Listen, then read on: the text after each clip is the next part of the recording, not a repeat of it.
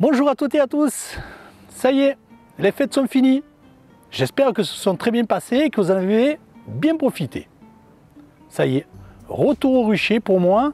Fin d'année, début d'année, les conditions climatiques sont très douces, hein, c'est très doux.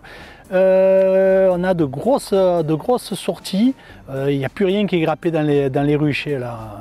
Au comportement les sorties que l'on voit, j'ai pas ouvert, hein, mais c'est pas la peine, hein, c'est pas grappé, ça c'est certain, c'est trop doux, même la nuit. On voit des entrées de pollen et on voit que les abeilles travaillent et que c'est plus des vols de propreté que le font, hein, donc voilà. J'espère que ça va pas trop tirer sur les réserves et après qu'on ait des soucis de niveau de réserve dans les ruches. Et après, de toute façon, si on a des soucis, il faudra nourrir, on mettra du candy, mais je pense qu'il va falloir être vigilant. Donc, l'épisode d'aujourd'hui, quelle race d'abeilles pour mon rucher? Voir quelle est la meilleure race d'abeilles. Écoutez, regardez la vidéo et peut-être que vous aurez la réponse. Quelle race d'abeilles choisir pour votre ruche? La première question à se poser, avons-nous en France une souche autochtone? La réponse est oui. Notre souche autochtone est l'Apis mellifera mellifera, plus connue sur le nom de l'abeille noire. Son territoire est européen et plus précisément sur une zone très étendue allant de la chaîne des Pyrénées jusqu'à la Pologne. Depuis la nuit des temps, l'abeille noire est parfaitement adaptée au climat de cette grande zone géographique. Il y a encore un siècle, elle y était l'unique espèce d'abeille présente dans les ruches. On la nommait alors l'abeille commune, parfaitement adaptée à son contexte. La deuxième question que nous pouvons nous poser, c'est quelle race d'abeilles trouvons-nous aujourd'hui sur le territoire français? L'abeille noire, l'italienne, la buckfast, etc. De nombreuses souches d'abeilles peuplent les ruches en France. Comment les reconnaître? Et surtout, comment les choisir? Car l'apiculteur est toujours à la recherche de l'abeille parfaite, qui sera facile à élever, généreuse productrice de miel et résistante. Mais le choix n'est pas si facile. L'abeille qui vient de loin, voire de très loin, semble toujours être la meilleure. Pourtant, les importations d'abeilles sont parfois à l'origine de l'introduction de maladies, virus ou autres parasites. Les caractéristiques des abeilles varient d'une race à l'autre. Certaines sont douces, d'autres sont plus fécondes, plus travailleuses ou constructrices. Certaines races d'abeilles ont également tendance à résister au froid, aux maladies des abeilles et aux maladies du couvain par rapport à d'autres. Pour choisir les races d'abeilles qui conviennent le mieux en matière d'élevage, il est important de tenir compte du climat, de la région dans laquelle vous vivez.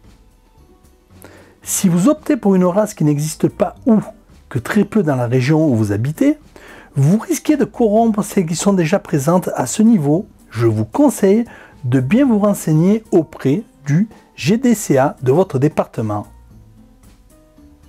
En plus, en France, il y a aussi le Conservatoire des abeilles noires, vous pouvez vous rapprocher de eux. Un petit historique pour connaître les races les plus représentées en France.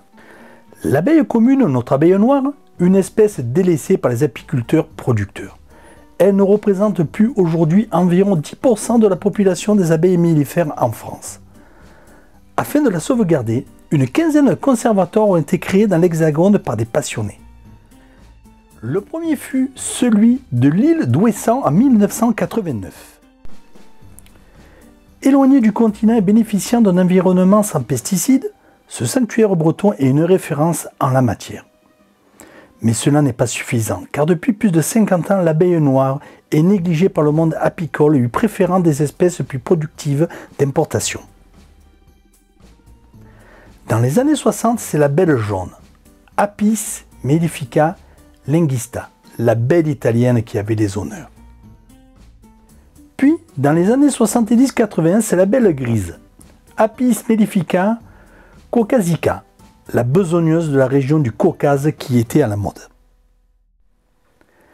L'abeille brune, Apis mellifica Karnica de la Slovéquie a eu son époque glorieuse dans les années 90.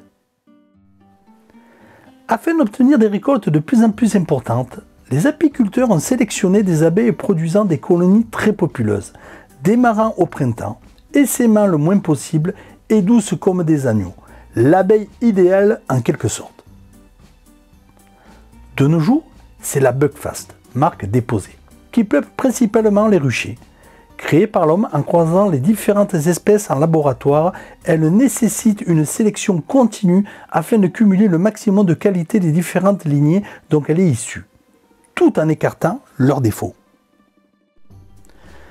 Maintenant, nous allons regarder plus dans le détail 5 espèces d'abeilles d'élevage les plus fréquentes présentes sur notre territoire.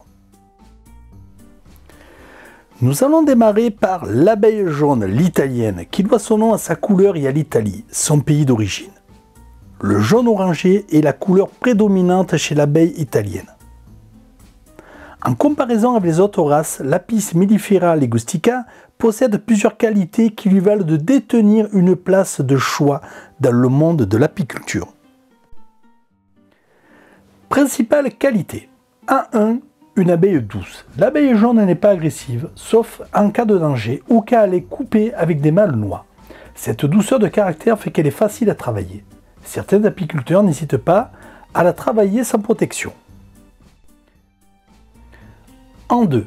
Une abeille productive et populeuse. L'abeille jaune est élevée essentiellement pour sa production de miel. Prolifique, elle pond ses œufs plus rapidement et emmagasine beaucoup de miel.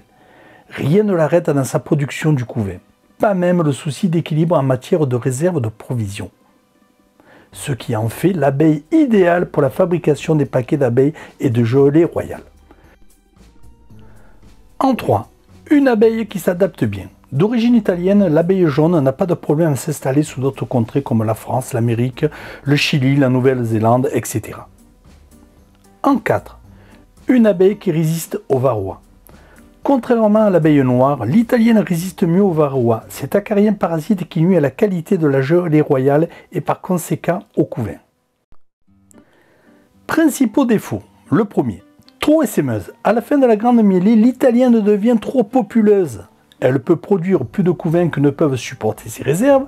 Face à cet élevage excessif, la colonie risque de mourir de faim. En 2. Plus fragile. Peu robuste, l'abeille jaune a du mal à passer l'hiver, notamment dans les régions où il fait très froid.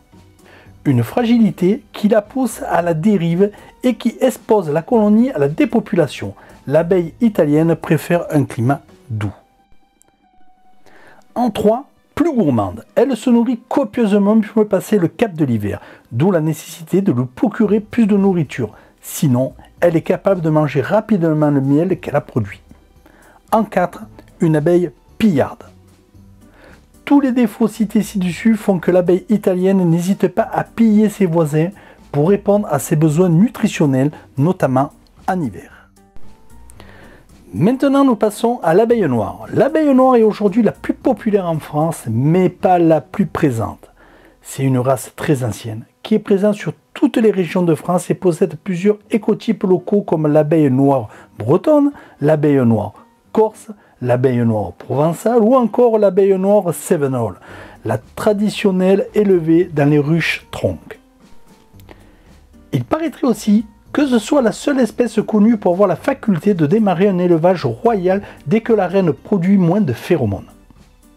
Chose inconcevable au sein des autres races. On assistera à la cohabitation exceptionnelle d'une reine adulte et d'une autre plus jeune dans une seule même ruche.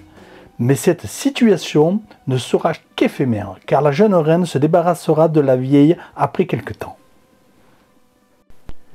Elle possède une bonne longévité et s'adapte bien à son biotope. On peut lui reprocher son comportement parfois agressif et son développement un peu lent en sortie d'hiver.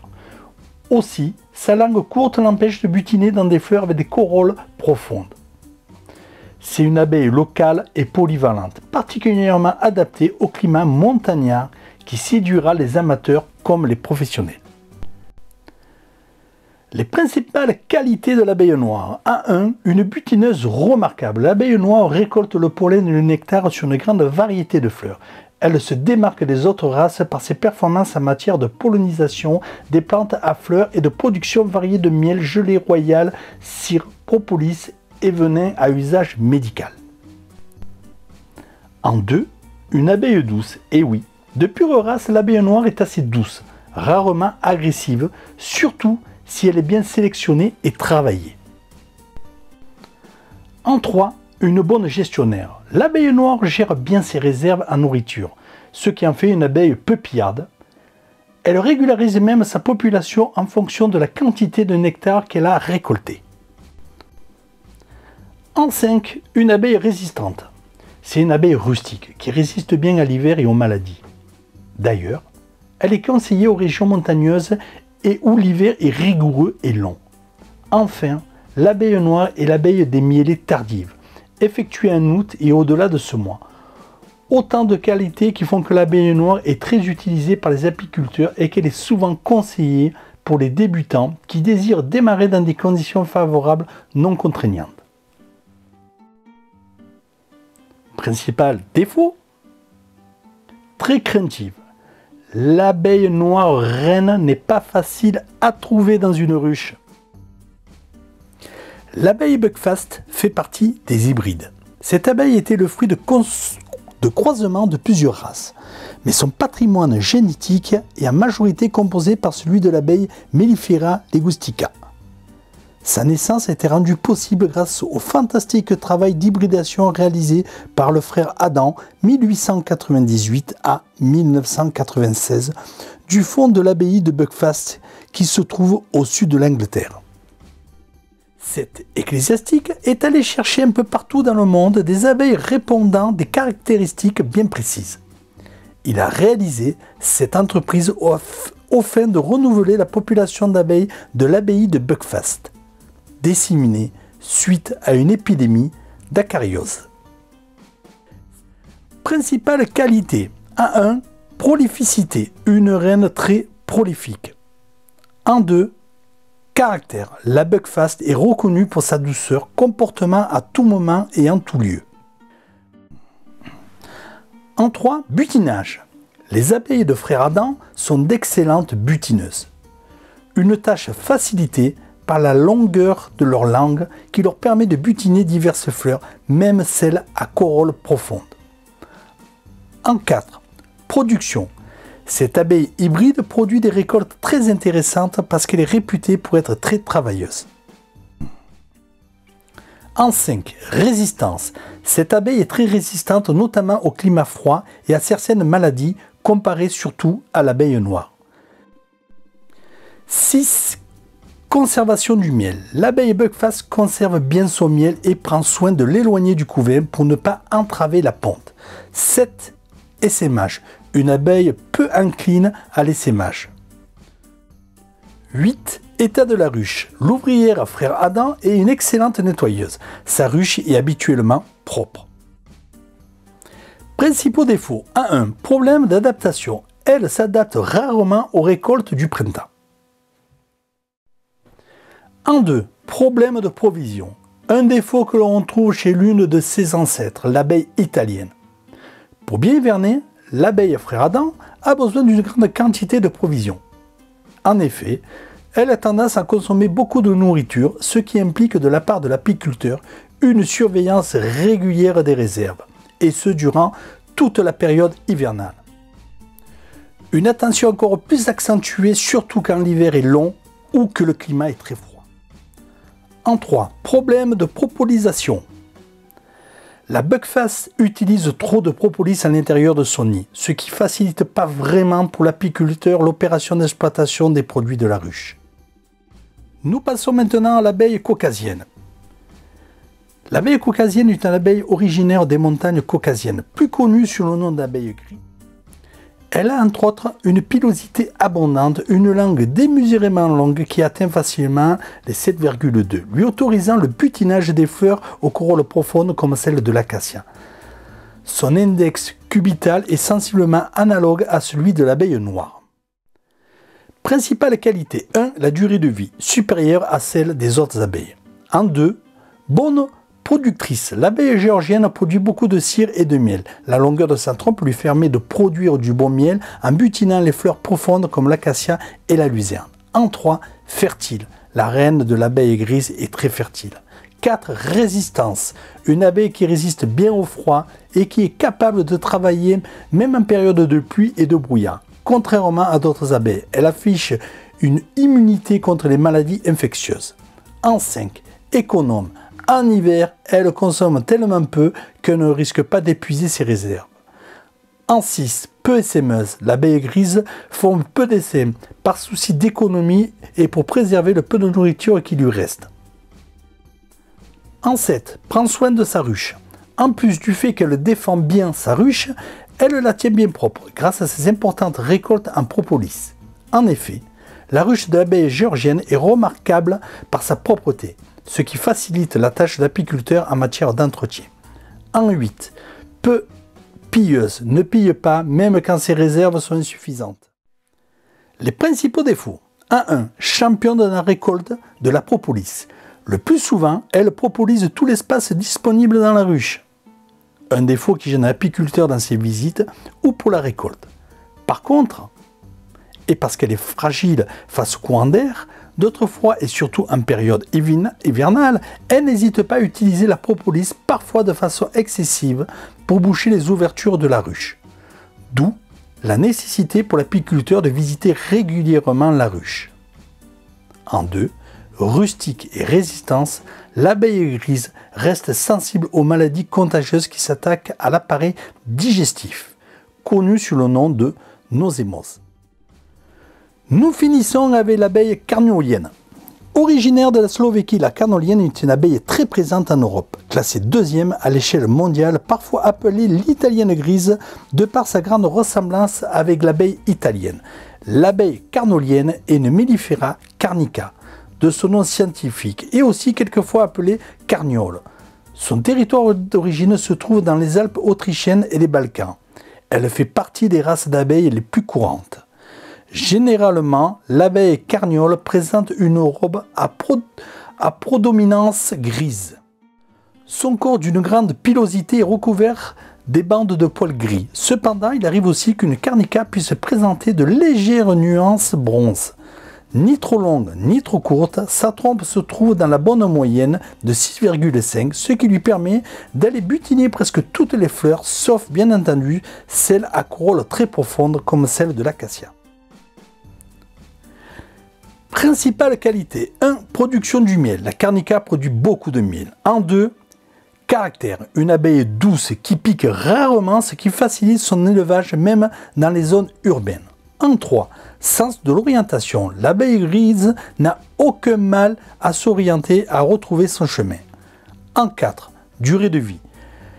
La butineuse gris vit entre 4 et 9 jours de plus que les abeilles des autres races. 5. Operculation des alvéoles.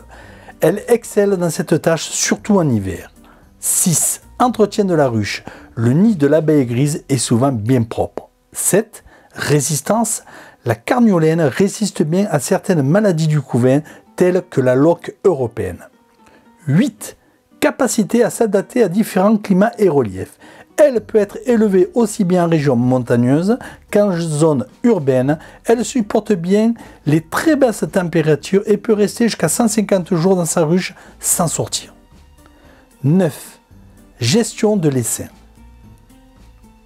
L'abeille grise se montre très prévoyante. En cas de sécheresse prolongée en été ou face à un hiver rude, la reine en arrive même à interrompre sa ponte. Mais ensuite, sa population se développe et atteint rapidement celle des autres races. 10. Consommation. En limitant sa population, la carnica consomme peu de nourriture. Elle peut même se contenter de la moitié de ses réserves. 11. Précocité. L'abeille grise est connue pour être très précoce, ce qui lui a valu l'appellation d'abeille des mielés de printemps. Ses colonies se développent de manière intensive, surtout au printemps. 12. Prolificité. La reine grise est une abeille très prolifique. 13. Butinage. Avec une longue langue et sa capacité à s'adapter à différents climats et reliefs, l'abeille grise récolte beaucoup de nectar et de pollen. Les principaux défauts. Elle bâtit mal sa ruche, ce qui peut nuire à la qualité de la colonie. En 2, elle est très essaimeuse. En 3, elle résiste mal à la nosémose et la cariose. En 4, elle pille beaucoup et surtout en période de famine. Voilà, nous avons fini l'étude de ces 5 races et vous l'aurez compris, il n'y a pas d'abeille parfaite et chacun devra choisir sa souche en fonction de ses besoins. C'est en observant son environnement, conditions climatiques, exposition aux traitements pesticides, etc. et le comportement des abeilles déjà implantées sur la région que l'apiculteur fera le meilleur choix. Voilà, je vous mets à l'écran un tableau qui reprend un petit peu tout ce que l'on a vu tout le long de cet épisode. Il a été fait par des critères scientifiques, c'est pas moi qui l'établis, je l'ai récupéré, je vous le mets à disposition. Donc il ne faut pas me demander pourquoi c'était noté comme ceci ou comme cela, ce n'est pas mes critères à moi.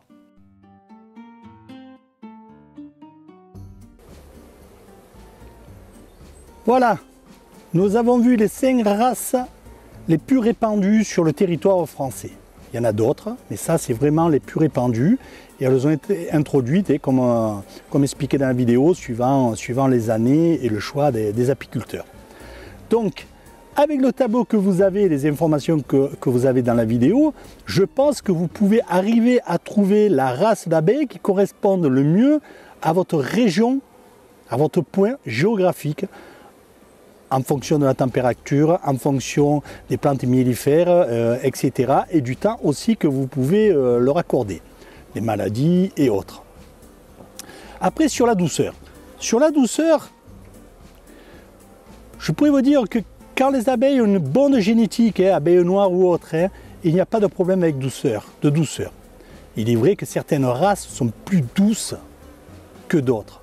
Mais si la génétique est bonne, il n'y a pas de souci. Moi, j'ai démarré avec des abeilles noires des Cévennes que m'avait donné mon voisin, surtout qu'elles étaient, bon, lui me disait que c'était des pures abeilles noires des Cévennes, mais après, avec le temps et la connaissance, je me suis rendu compte que c'était une très grosse hybridation de Buckfast mélangée avec des noirs. Mais j'ai eu de la chance parce que la reine était très douce, j'ai jamais eu de soucis avec ces abeilles noires. Donc si j'ai changé, ça a été plus parce que ça essaimait beaucoup, voilà, mais c'est leur instinct naturel qui fait qu'elles repartent et qu'elles arrivent à se reproduire et qui est toujours des abeilles dans la nature. Donc moi, c'est pas ce que je cherchais, c'est pour ça que j'ai changé ensuite de race d'abeilles. Mais c'est pas pour la douceur. Aujourd'hui, on dit que les Buckfast sont les abeilles très douces, mais là-dessus, faites aussi attention, ça dépend de la génétique. Vous allez acheter des abeilles Buckfast, elles vont vous sauter au visage chaque fois que vous allez ouvrir la ruche. Donc c'est une sélection permanente sur la Buckfast. C'est une hybride. À la base, c'est quand même une hybride. Donc c'est pas aussi doux que ce qu'on pourrait croire et ce que l'on peut lire, parce qu'aujourd'hui il y a trop d'hybridations qui ont été faites sur ces abeilles, et pour arriver toujours à avoir le même résultat, il faut sans arrêt renouveler les reines, les ruches Fourbaudon, etc. Donc maintenant, faites votre choix, regardez autour de chez vous ce qui domine en abeilles. Est-ce que ces abeilles noires, si vous êtes dans une région où il y a un conservatoire d'abeilles noires, ne vous posez pas la question. Achetez des abeilles noires à un éleveur que vous voyez ou que vous connaissez et que vous savez qu'il a de bonnes reines ou de bons essaims. Et vous démarrez avec ça.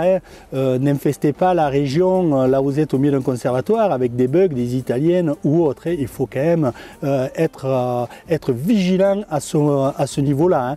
Il ne faut pas polluer les autres apiculteurs comme il ne faut pas être pollué par les autres apiculteurs. Donc voilà, Maintenant, écoutez, je vous laisse. Je vous remercie d'avoir regardé l'épisode en entier. Je vous souhaite une excellente semaine. Je vous donne rendez-vous prochainement pour de nouvelles aventures. Et surtout, prenez bien soin de vous. À bientôt les apis.